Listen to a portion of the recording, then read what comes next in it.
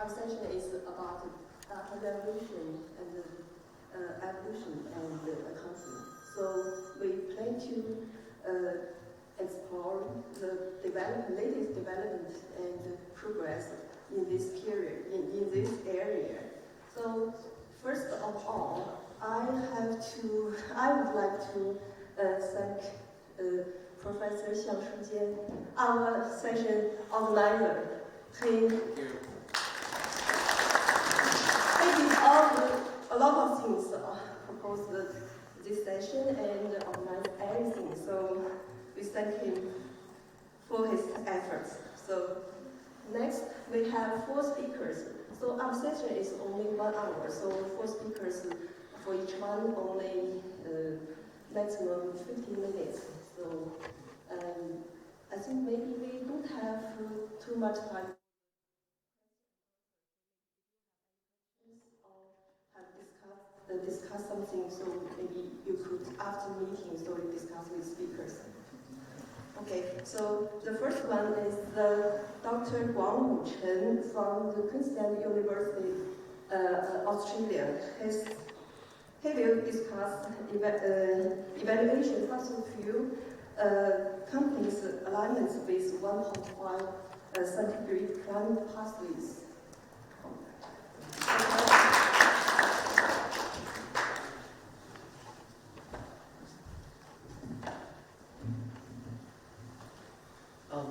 Good morning, everyone. Thanks for coming. And my name is Gong Chen. And today I'm going to present the topic evaluating fossil fuel companies' alignment with 1.5 Celsius degree climate pathways. And I would like to thank my co-authors, Sophia Reckler from the UK Business School, and Richard Heath from the Climate Accountability Institute, United States. And another co-author, Matthew Eve, is from the University of Oxford, and Belinda White, another team leader, she's from the UK Business School too. And our senior team leader, Chris, he's from the Princeton University. So let me get back to the topic. So why do we need to assess the alignment of fossil fuel companies' alignment with 1.5 climate pathways? So basically, we can, we know a lot of companies around the world have made a statement to reduce the emission to net zero by 2050. But there are 2 things we need to consider. The first is the speed to reduce. So we know a lot of companies, they have stayed to reduce to net zero, but how fast do they to cut their emission to the net zero? It really matters, because if they just cut down the emission in a slow way, then they probably already go beyond their limitation, their carbon budgets. So it wouldn't align with 1.5 Celsius degree. And the second part is like the transparency of the data. So a lot of companies, they have included direct emission from the operation level. Some of the companies, they extend that to electricity emissions, and some of the companies, they cover the whole supply chain. So without knowing the details of technology and the information from their production technology, it's really hard to assess the whole process of the emissions. So in order to solve these 2 problems, we propose a new method, which is the production budgets method. And this idea, actually, we get it from IPCC report. And the report sources the data from IIASA, and we can get the data from this link. And here we can see that very clear on the scenario 1.9, which aligns with the 1.5 Celsius degree. And we can get the global fossil fuel production budget. Here, I select the total oil industry, and we can get the total production budget for the global fossil fuel industry. And we have 5 scenarios from the IPCC. We have like SSP1, which is sustainability, taking the green road. which means we need to be paired with less carbon capture and utilization technologies. And we have also like the SSP5, which is fossil fuel development taking the highway. And this scenario, we need to be coupled with high CCS technologies. We know the CCS technology actually is not that reliable at current stage because there's only limited amount of them have been applied to the markets. So it will be very risky to assume they will be applied to the whole industry in the future in a large amount of quantity. So we put all these three scenarios together, and there are other scenarios. They probably lie between these three scenarios, but we take that as an example. So basically, this is like the three scenarios we can get, and we understand from the database we can get the trajectory, and we can get the total energy budget for the fossil fuel industry. And yeah, I will give you the example here. So basically, we took two companies. For example, the left-hand side is BHP company, the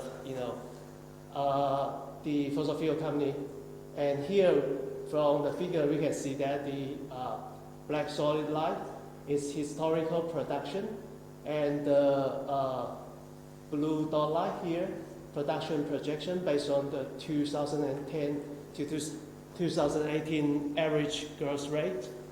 And we downscale the global production budget to the company level based on its production share of the global production of the fossil fuel. And here we can see the blue dot line lies between different scenarios. So from this example, we can probably assume it has the potential to align with the 1.5 Celsius degree pathway. And let's take another look at another example here with Glencore, another big head from the industry. So the blue line is actually located outside of the scenario, so we think it has, it's pretty risky to reach 1.5 Celsius degree by producing the fossil fuel based on current production rates. And here it shows the annual production performance.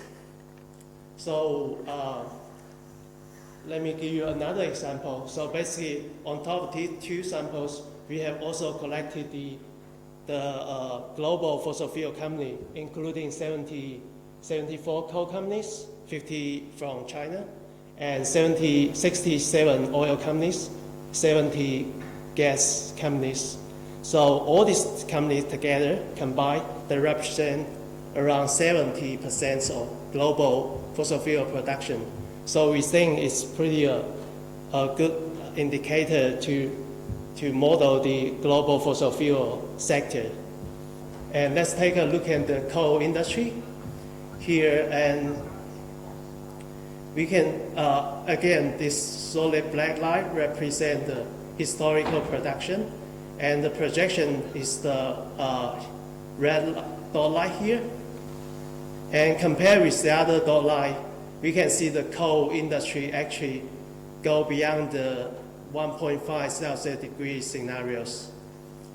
And when we compare that with the SSP5, the highest budgets, it still have some gap. But when we look at the assumption for the CCS, that we can see here is pretty high, like 45%. So basically, if you're going to take this budget, you need to couple with 45% of CCS technology. And we think it's pretty risky to do that, as I mentioned before. There's only very small amount of the CCS technology have been applied to the market. So, but if we compare that with the less CCS scenario, the gap is huge. So basically, we think the coal industry actually have to decarbonize much faster. Otherwise, there's no way we're gonna make the targets. Let's look at another sample. Here's oil industry. And here the projection actually is still, within the range, close to the SSP5. But here we need to have less CCS technology. So oil industry still have the potential to meet the 1.5 targets. And for the gas industry, it's slightly better, but we need to come up with more CCS technologies here. So basically, our method is, is transparent, and we also, listed the top 5 misaligned producer by percentage of production. We give out several indicators here. For example, here we know how much they already emit, go beyond their production budget. For example, the Y, Heaven Coal Australia, it already go beyond its budget by 1.5 actual. And the metric one, which means during the 2014 to 2020, it already 3 times beyond its budget. And in 2020, it's estimated to finish its budget. So if the company keep doing that, and they already go beyond their production budget, so it's not consistent with the 1.5 degree.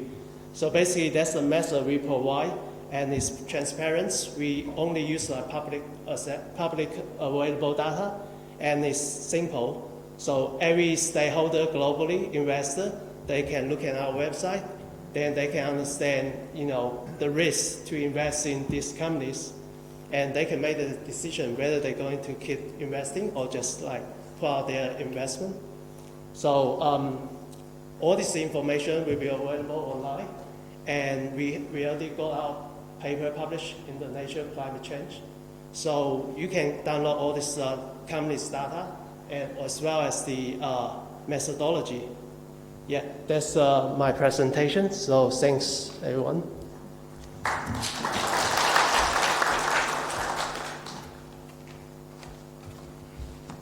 Thanks, Guang's presentation. So next speaker is Mingming Chen. Dr. Mingming Chen is from Curtin University. He's working at the social media digital platform. So he has a laboratory about the social media. So let's welcome Mingming Chen. Sorry.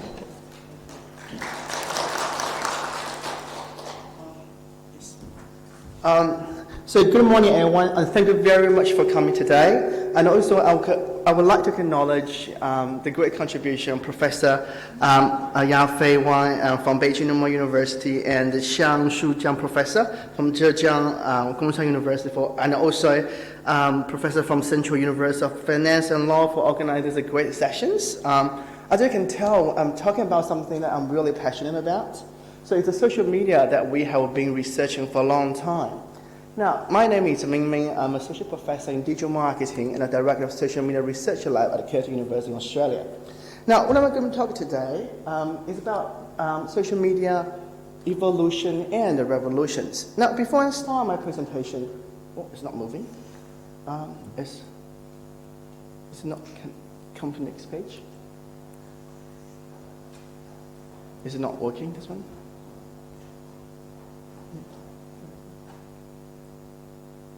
Oh, yes. Yeah. So before I start today's presentation, I just want each of you to look at your phone. Now, how many social media platforms that you have got on your phone? Now, a lot of you use, I know a lot here use WeChat, right? It's one of the social media platform. But for some of you from outside China, now a lot of you using Instagram, TikTok, and Facebook. Now, there's a different kind of platforms that actually present a lot of challenges in terms of social media data. And also, so what we talk today is with the changes in social media, and also what are challenges that involve in the data analysis of social media data. And also, what are the solutions and how we be able to approach social media data in effective ways. And then I'll present one of the studies we did a couple of years ago. Now, so changing social medias. Now, when we talk about social media, it's really a variety of different social media platforms. Now, we can have here someone using WeChat, someone using Facebook. These are typical platforms that connect people through communities. It's about community buildings. It's about social networks. So you are on Facebook because your friends are on Facebook. You are on WeChat because your friends are on WeChat. And then we have media sharing networks. We have Instagram. We have different platforms. You can share images. And then we have TikTok, right? We have Douyin. Douyin can share short form videos. And then we have also discussion forums where you can share news and ideas. So this is a very popular one in the world called Quora. Quora is basically people ask the questions and give the answers. But the same here happen in China. We have Zhihu, right? So people post the questions and you get an answer from it. So as you can see, and then we have a consumer review network. So what I want to present is that, I'll give an example here. Roughly 10 years ago, when you travel, you look at travel blogs, you get a lot of information on where you go, what hotel you're going to book based on travel blogs. Now, in the last 5 years or so, Instagram became really popular. People look at people's images. And now we have what we call the world's most popular social media from now, the TikTok, right, Douyin, and it's become a short video. So basically, the data form has changed significantly from only text to images and now videos. Now, when we talk about videos, video contains lots of things. And if you have, some of you may use what we call read book, 小红书. And if you're looking at the data in 小红书, it's not only about image, text, but also videos with audios. So it's a combination of the different types of data. So what are the challenges involved? Now, we already know the concept of big data, but social media data is very distinct and very unique. So if you look at the volumes, now if you look at yourself, how much social media data you produce every day? Now, if one person in the world just only posts one social media post, there were billions. So those are the volumes. And then we look at velocities. You know, the speed of generating social media data is enormous. And then varieties, as I mentioned before, we have different types of social media data. We can have videos, we can have images, we can have audios, so different types. So what are the challenges involved? Now, it's a large volume of data. Now, if you just look at a single social media post of your friend, you can understand, take a few seconds. How about let's do 100 and 10,000? Then it's harder for you to digest. And then we have diverse data sources. Now, we have so many different social media platforms. We have Reddit, TikToks, and then we have WeChat. But how can we integrate the data? It presents significant challenges. And also, it's very difficult to ensure data quality. Now, if you post something on WeChat, if you post something on Facebook, image, you don't really use the word that would say formal. You use a lot of what we call acronyms. So you say like, you know, so this is present a lot of challenge to data qualities. And then we have multi-dimensional data. Now, for some of you using iPhone or Huawei, whenever you take pictures, right? So the image you post on social media not only contains the image itself, but it also contains data of your locations. Also contains data like also which phone you took. So it's a multi-dimensional data. This was one single image. And then it's really take a long time to analyze it. And it's very hard for you to reach a conclusion instantly based on social media data. And also, it's very hard to do visualization because when data becomes so big, visualization is very critical for you to understand it.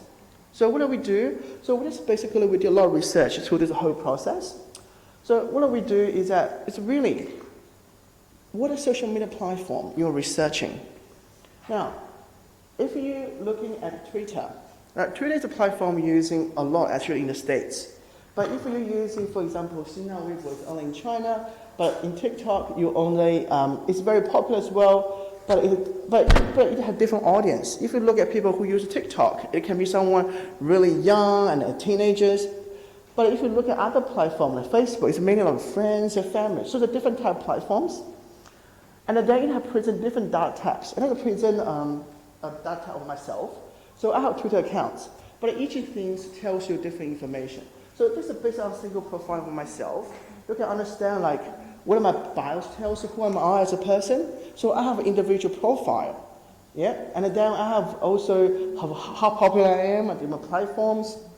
But also, if you look at here, I will say if you look at my particular post, how many people actually interact with me? And then if you look at, say, the content, so what I'm talking about, what time I post it, do I'm a nighttime person or morning person, right? And also the hyperlink involved and the hashtags. Now, a lot of time when we talk about social media, why are hashtags is so important? We see so many things that happen, right? Like Black Lives Matter, so it really tells a lot. And then we know with social media also a lot of emojis, right? You post on social media. But also we have a lot of marketing tracking emojis. And now what are we doing is that saying how you could track TikTok. Now we don't have, we have videos and how to track it. So this is the data we can get from, for example, this how you can get TikTok data. So basically, based on keywords, you can get different things of TikTok, right? So, and then we do a bit of cleaning, because one thing we say about social media data is that if you look at it back, there's so many different types of information. But the way people write, the way people talk, and people have accent, it's very hard to analyze this. And then we do a data analytics. So we do a lot, like traditional ways you can do it. You basically look at it, you manually write down one way we do it. But now what are we experiencing is that we have a text mining. We want to say what the topic talks about. We have sentiment analysis. I want to know if you're talking something, are you happy or not? And then we will say, network analysis, and who you usually talk to. Are you talking more with your families, are you more talking about with your friends, with a network? And if we want the information flow in the social networks, and how we can do that. And then we also have like sequential pattern mining. Sequential pattern mining means that if you post something, for example, on WeChat, use image, and you have a geo tag, we can use a geo tag to predict if you have been to Hangzhou and Shanghai, where you go next based on social media data. Now, I'll simply give an example here. Now, the way we talk about on social media really presents who you are as a person. And that's what we call thinking style. Now, authenticity is a concept we talk about. When you post on social media, are you telling me the truth or not? Or you tell me different things? So we have different calculations, formulas in terms of if the structures and the words they're using can present whether you're telling the truth or you're simply telling lies. So this is giving an example of myself, right? I post on something, it basically tells you whether the tone I'm speaking is friendly or whether it's very confident. But I think you get the time wrong. It's 15 minutes. It's 15 minutes. It's 11:30. 30 minutes. Oh, 30. Okay, sorry. This one is we present this is how we do the. So basically, based on where you post online, then we can actually think, how you can travel, and then we predict your future behavior. Now, the last one I want to show you is that this is you're looking at the data based on the test, and then we can do a text mining, and then we can say what the people talks about. So basically, based on simple review, and then what now we can talk about thematic topics. So what the talk is about. Now, this is data we do like the networks. So when people doing online, they say they advocate, say we want to reduce discriminations, and how does information travel around? I simply created a case study here.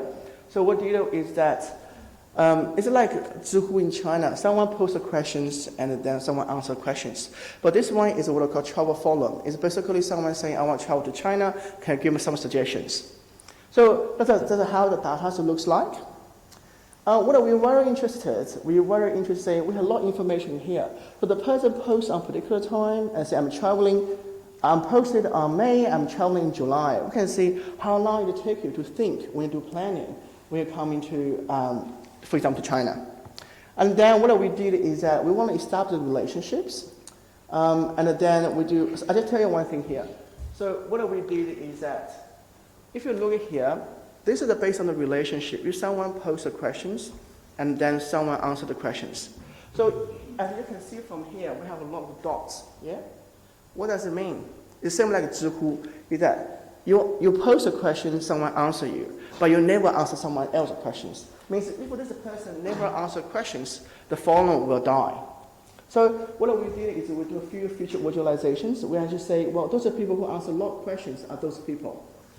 So what did we do next? We say, who is the person? Is the person are locals who live in a particular area? And then we want to know what exactly the person talks about that topic. I think I'm just on time pretty much about it. And this is a bit quick, but if you have any question, happy to discuss later on. Thank you very much.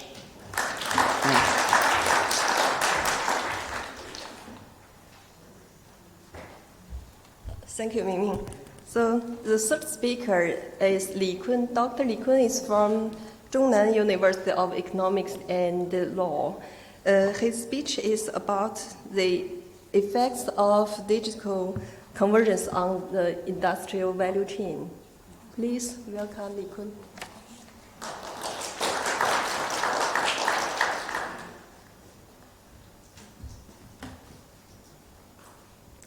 Good morning, everyone. I'm Li Kun from Zhongnan University of Economics and Law. Today, I would like to share a report on the impact of digital convergence on the industrial value chain.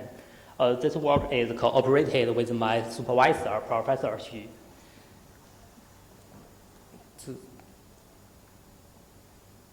Oh, it doesn't working. Oh, okay, the report is composed of 4 parts and beginning with the introduction.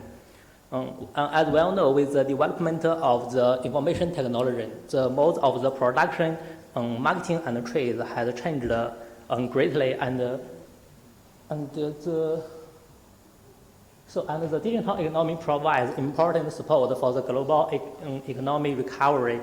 The second is the Chinese government has released some policies about the digital economy.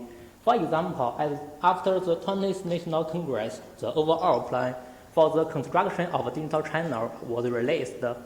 Lastly, with more and more enterprises improve productivity and management efficiency through digital transformation, the digital convergence has extended from enterprise to the industrial value chain. So it is necessary to study the impact of digital convergence on the industrial value chain. Recently, some authors paid attention to this issue from the theoretical researches, while there is a lack of empirical analysis. In our work, we aim at providing an empirical evidence on the impact of digital convergence in China. Based on the time series input-output tables of digital economy, the degree of digital convergence is measured, followed by the description of the industrial value chain. Finally, the panel data models are used to analyze the impact of digital convergence on the industrial value chain. Moving on to the theoretical analysis on digital convergence. The digital convergence is a process of blurring the boundaries of traditional industries caused by the use of general technology, especially digital technology. It's a form of expressions of the industrial convergence, and the digital convergence occurs in all industries that use digital products. According to the form of the digital products, there are 3 types of digital convergence: the digital hardware convergence, digital technology convergence, and digital platform convergence. The digital products are used in the traditional industries to increase the efficiency and reduce the costs. In the producing process, the enterprises will increase the productivity and reduce the cost of the transaction, leading to the improvement of the value-added capability. So the strength of the industrial value chain will be improved. And according to the smiling curve theory, the value-added rate of the intermediate sectors is lower than the value-added rate of the starting and ending sectors in the industrial value chain. Now, we know that the digital convergence will improve the value-added capability of the sectors. Generally speaking, the intermediate sectors mainly focus on manufacturing and assembly, so it is easier to improve the value-added capability. Then the improvement of the intermediate sectors is greater than the improvement of the starting and ending sectors. So the difference in value-added rate will decrease. The balance of the value-added distribution in the industrial value chain will be improved. And the digital convergence will increase the efficiency of information processing. and reduce the cost of the information acquisition. So the enterprises will optimize the structure of the production factors. Then the production factors will be concentrated in the industrial value chains with higher productivity. So the efficient industrial value chains will be strengthened, and the inefficient industrial value chain will disappear, leading to a reduction of the number of the industrial value chains. Meanwhile, the number of the intermediate sectors in a industrial value in a transaction will decrease. So the average length of the industrial value chain will decrease. Based on the analysis, we propose the following hypothesis. And in order to test the hypothesis, we constructed 4 panel data models. The basic form of the panel data models is shown as the equation 1. In equation 1, the YIP represents the value added rate, difference in value added rate, average length, and the number of the industrial value chain. And the DHC, DTC, and the DTC are the independent variables. They represent the degree of the digital convergence.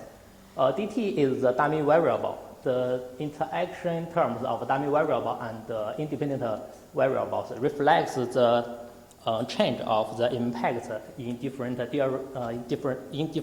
periods. The XIT is a vector that represents the remaining controllable variables. The UI is the individual affected effort, and the epsilon for the random error term. The third part is the measurement and empirical analysis. Based on the time series released by the National Bureau of Statistics of China, we established a database of the time series input-output tables of digital economy from 2001 to 2020. The digital economy input-output table includes 4 digital sectors and 41 traditional sectors. The first 2 digital sectors relate to the digital hardware convergence, and the remaining 2 digital sectors related to the digital technology convergence and the digital platform convergence. We know that the digital convergence is a process that the traditional sector uses the digital products as the intermediate consumption. So we use the direct consumption coefficient to measure the degree of the digital convergence. And we also use the direct distribution coefficient to describe the industrial value chain. As we all know, the direct distribution coefficient reflects the intermediate demand of the downstream sectors. So we can select the most important downstream sector to extend the industrial value chain from the starting sector until it is connected to the ending sector. And in order to describe more sectors, we selected more downstream sectors when extending the industrial value chain, so we can have more industrial value chain. But theoretically speaking, there are n-squared combinations of starting and ending sectors, and the n-factorial industrial value chains between 2 sectors. It is difficult to describe all the industrial value chains, so we selected 10 key sectors of the national economy based on the 14th five-year plan of China. And we describe the core industrial value chains related to these key sectors. And finally, we have described the 94 sets of industrial value chains related to the key sectors, and the length of the industrial value chains is limited to 6. Then the indexes of industrial value chain can be calculated as follows. We measure the number, the length, the value added, output, and the degree of congruence of the industrial value chains. The table 5 shows the indexes of industrial value chain between finance and its real estate. The table 6 shows the results of regression estimation. As can be seen from the table, most coefficient of the digital convergence is significant, and at the level at least 1%, it indicates that that the digital convergence has a significant impact on the industrial value chain, and the coefficient of dummy variable and the interaction terms is significant. It indicates that the impact of the digital convergence varies across different PRAs. The table 7 shows the impact of digital convergence on the value-added rate of industrial value chains. It can be found that there are negative correlation between the digital hardware convergence and the value-added rate.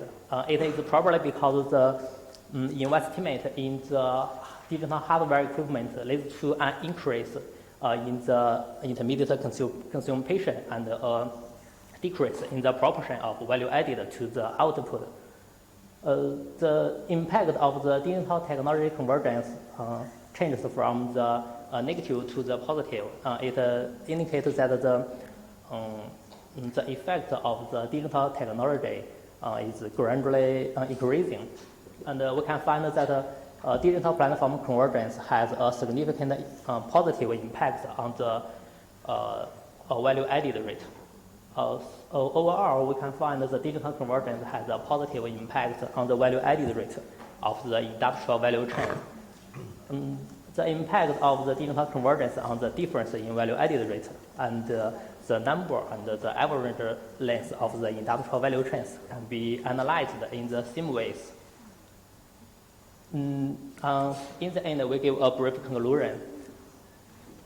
In our work, we established a database of the time series input-output tables of digital economy and measured the degree of the digital convergence, described the industrial value chains, and finally the panel data models are used to analyze the impact of the digital convergence. From the empirical results, we can conclude that the digital convergence will have an impact on the strength, balance, number, and length of the industrial value chains. That's all. Thank you.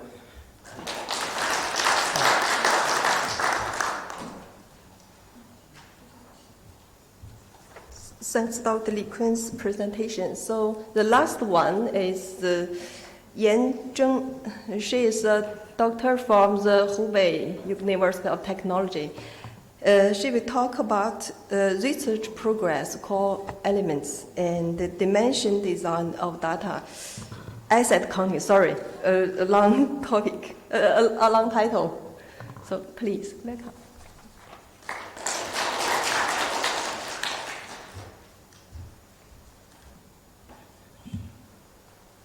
Good morning, everyone. I'm honored to be here today to present on research progress, core elements, and dimension design of data asset accounting in China. And there are some changes in our PowerPoint, so I will describe the study in detail next.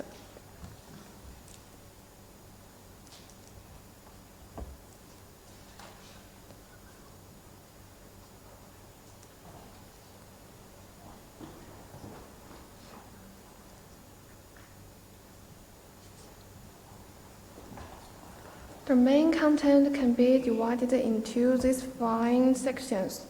The first section is the introduction. Currently, the reform towards market-oriented allocation of data factors in China is steadily progressing, as described below. First, the national top-level design and the overall planning for the marketization of data factors have been strengthened, with relevant policies and legislation being the current focus of institutional reform. Secondly, local governments and commercial organizations are actively responding to national policies and accelerating the development of data factor market. At present, a number of commercial institutions have entered the data circulation and data services markets. At the same time, the marketization of data factors in China still faces many challenges, with the 2 main issues reflected in the following: the data flow in other sectors has not yet begun, and there have always been practical issues with the marketization of data factors, such as difficulties in confirming rights, pricing, market access, mutual trust, supervision. In the field of accounting, data asset accounting has become a primary focus for researchers in response to those challenges. The main work in the paper including, firstly, to understand the practical challenges and the theoretical complexities in data asset accounting. We review the research progress on data asset accounting in China. Secondly, explores the problems that need to be addressed in data asset accounting and provides theoretical explanations for these issues by combining the flow of data volume in social reproduction processes. Thirdly, in the early stage of marketization of data factors, we identify the core content of data assets accounting and provide a basic framework of data resources accounting.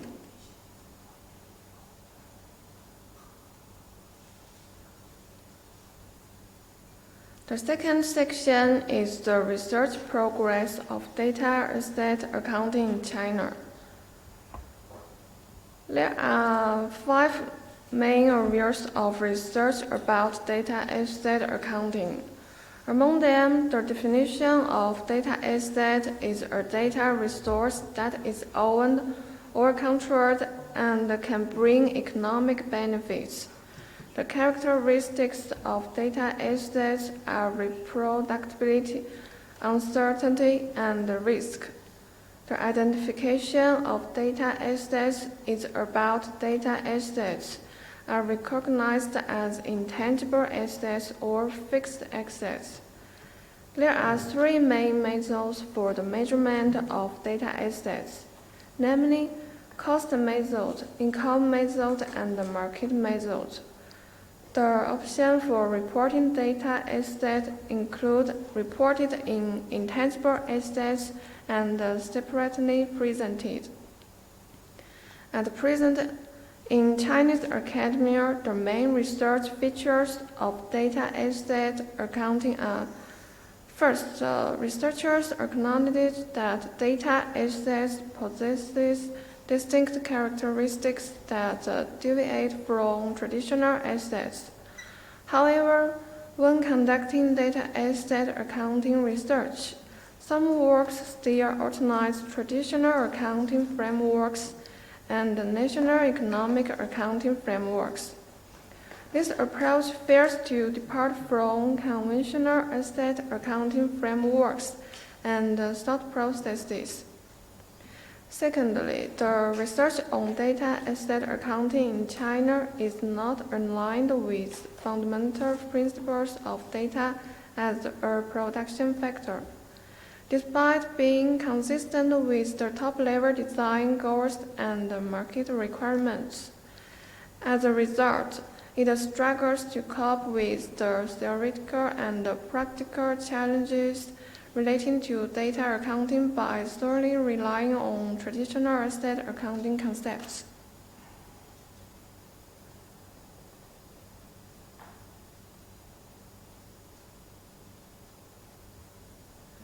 The third section in the problem hierarchy and the theoretical response in data asset accounting.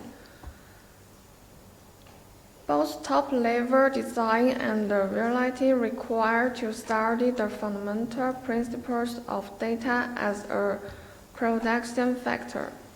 However, the current theoretical research in China primarily focuses on defining, recognizing, measuring, and disclosing information about data assets, rather than exploring the underlying laws of data assets. When data becomes a factor of production, there are 2 important transformations. One is the transformation from raw data to data resources, and the other is the transformation of data resources to market circulation. The former meaning reflects the change of quantity and is forward. The latter focuses on the change of volume and is homogeneous. From the criteria for judging whether it is a factor of production, the shift from data to data resources reflects the source of supply of data factors. While judging from the criteria for judging whether it is a factor of production, the shift from data resources to market circulation requires a stable market and the price for data factors. Data is the most basic component of the data factor market and the content of data assets. It is a conceptual response to what data becomes a data resource. From the perspective of origin analysis, this study believes that the state data come from human behavior and natural ecological behavior, and the definition of data should distinguish between human behavior data and natural ecological behavior data. Due to behavior activities in the process of reproduction, human behavior forms a production relationship, which will affect the movement of data in the process of social production. The data generated by human behavior are affected by production relations. However, the data formed by natural ecological behavior are affected by productivity. Therefore, from the perspective of origin, data is the result of the action of human behavior and natural ecological behavior. It is a formal representation of human behavior and natural ecological behavior, but the data becomes a data resource with the help of internet technology. Finally, when we match the economic activities and the behavior data of economic actors in social reproduction, we find that some data resources can only become resource data assets, and the other data products can become business data assets. The transformation of data resources to market circulation requires technical and state support in the early stage of marketization of data elements.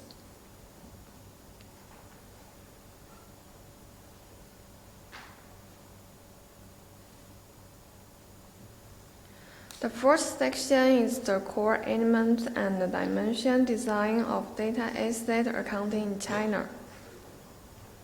According to the characteristics of supply in the stage from raw data to data resources, the core elements that need to be processed in accounting for data assets include classification criteria for data resources, classification principles for data resource subjects, and the identification of data generation processes.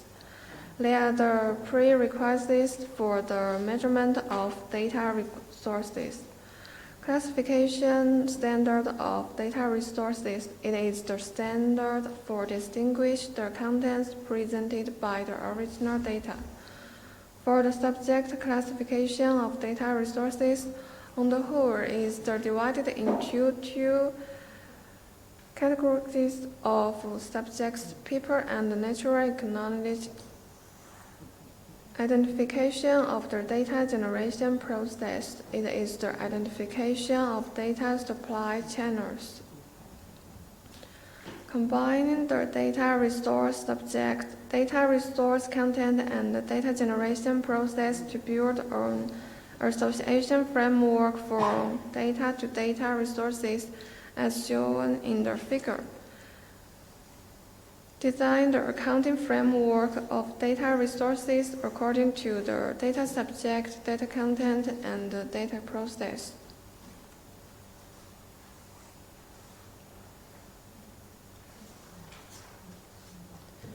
The fifth section is the conclusion, whether the Chinese government has created policy and market conditions for the marketization of data elements. From the perspective of overall construction, there are many practical and theoretical difficulties in the depth promotion of the reform of the market-oriented allocation of data factors in China. In theory, no substantial progress has been made in the theoretical research on data becoming a factor of production.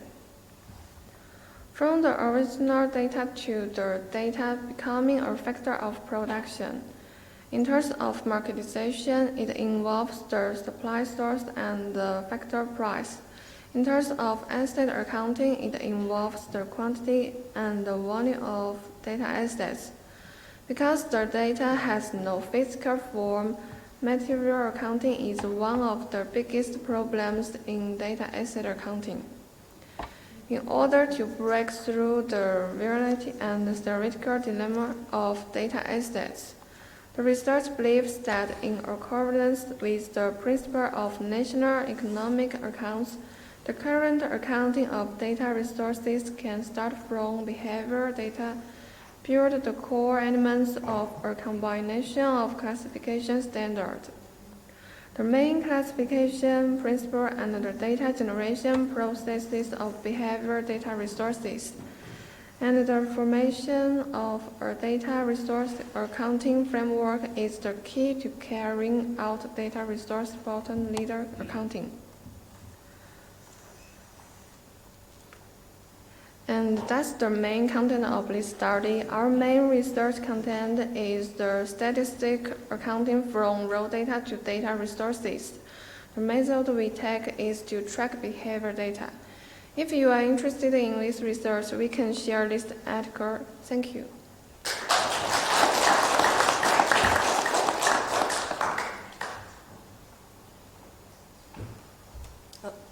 Thank you, Yanzheng.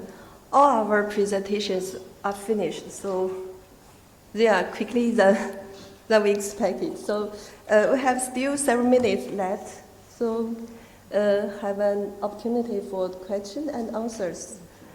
So anyone who want to ask some questions about the full presentation or related discussion?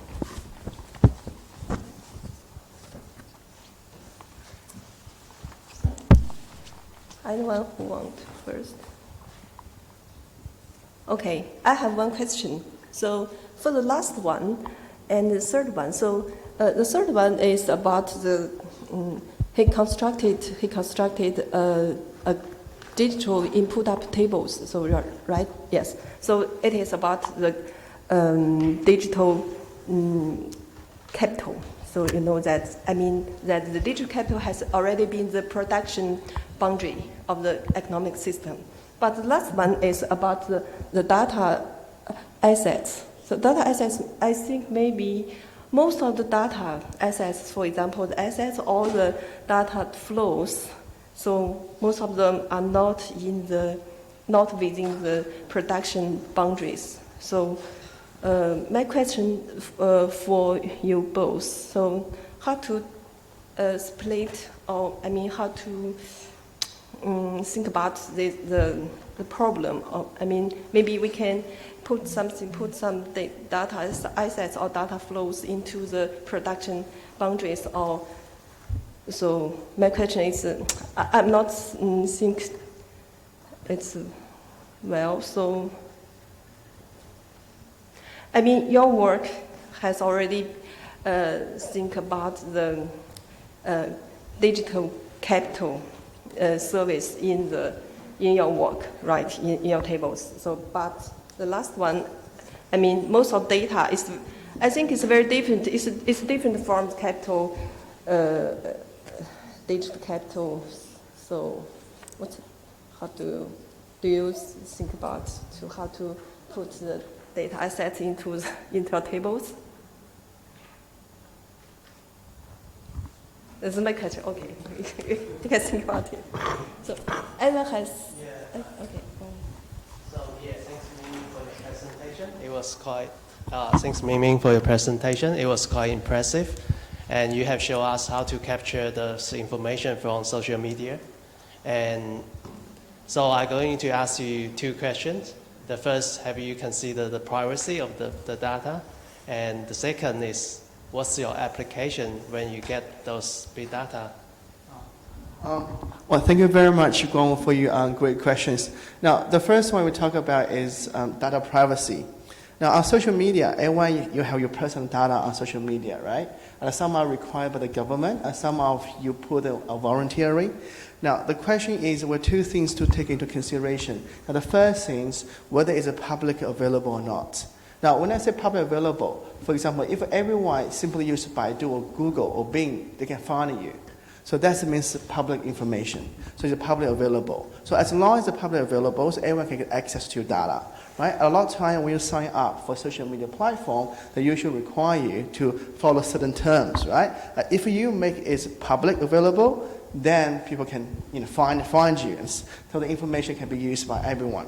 Now, the tricky part is that if you make it as a private, for example, on Facebook, you make it as a private page, then for those kind of data, you need to have concerns of those people, right? So this is my second point, is whether you need to ask a consent or not. So if you're in a private group, so you need to join. So for that one, you need a consent. You need to ask people whether you can get a data or not.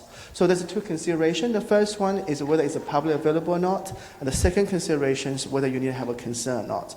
Now, one of the challenges of social media data, we also have our digital identities, right? Each of you present ourselves different on social media platform. So we can simply use your social media information to infer who you are as a person. So that's the 2 considerations we do. Now, regarding the second question regarding social media applications, we have a variety of applications on social media.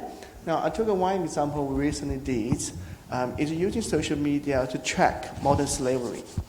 Now, if you look at modern slaveries, it's a very gray areas. We don't really have public data in the scale or where the modern slavery are happening.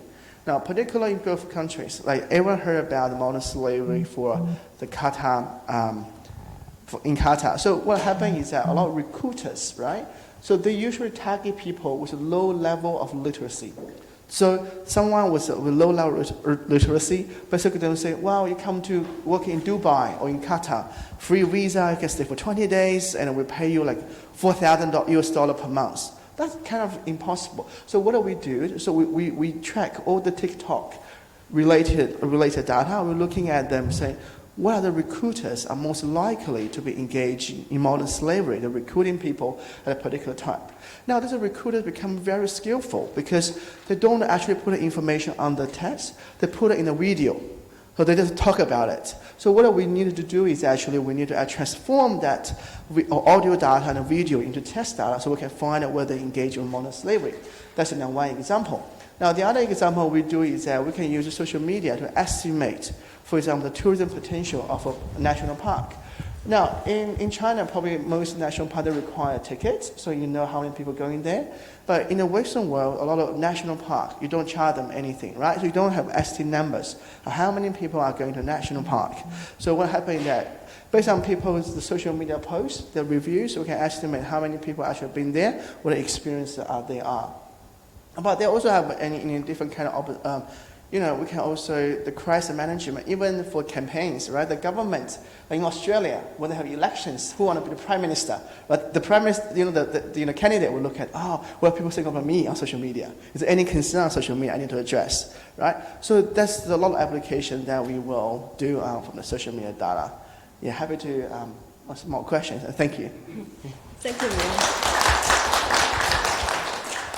It's almost the 12 o'clock, time to close. So thank you all of our presentations, and thank you all the distinguished guests. It's time to close. Thank you.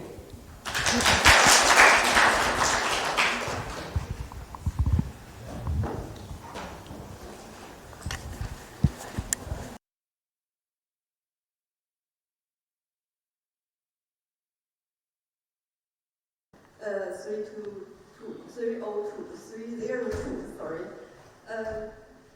Our session is about data revolution and evolution and accounting. So we plan to